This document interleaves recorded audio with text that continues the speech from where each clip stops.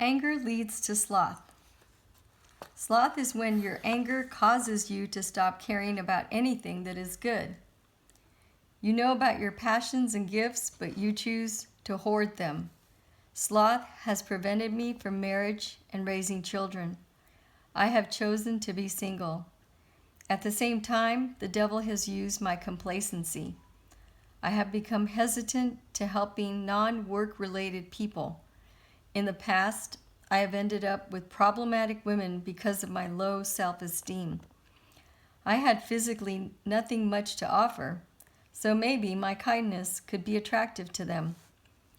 I've seen people so deep in the abyss of sloth bondage. They are barricaded in their homes because they refuse to engage with the outside world. There are many examples of sloth. Today, the political climate in America has been created by the silent majority. This is a destructive form of sloth. It was too late once the Holocaust came to fruition.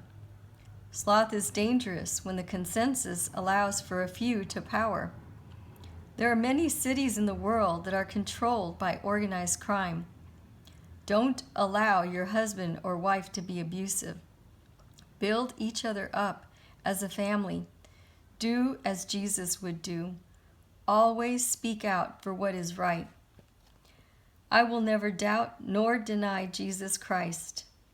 Sloth leads to laziness. This can be a cause of depression. Depression leads to many things that are a detriment to the self and society. Depression causes one to lose time and life. It can make you vulnerable to opportunistic people of ill intent. Find your God-given talent and put energy into it. This is how you can combat sloth. God created us all in His image. He gave us all a purpose in this present lifetime. You have it. Don't let the sin of sloth take this away. Put your time and energy into your family. We should always share our passions and talents with one another. This could be the impetus to inspiring your children or someone else to greatness. The internet has defined greed as the longing for the material gains of money, social status, food, and power. There are many forms of greed. Greed for my privacy and peace has caused me to lose touch with many former acquaintances and friends. God does not want us to retreat from humanity. There have been many quotes. Money brings the evil out in people. Greed is the root of all evil. Really, pride is the root of all evil.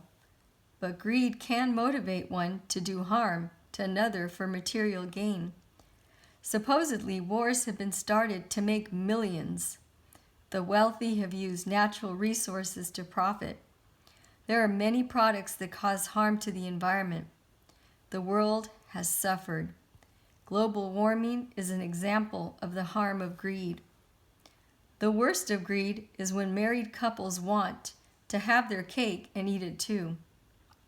They have the love of their husband or wife along with extramarital affairs.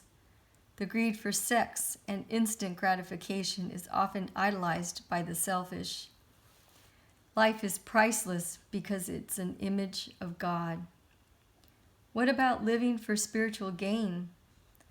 Greed has also created the emergence of religious false prophets.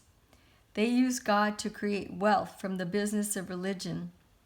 The powerful often idolize greed. The devil will intoxicate your mind when you have any kind of power. We are born into sin. Those in power are not perfect.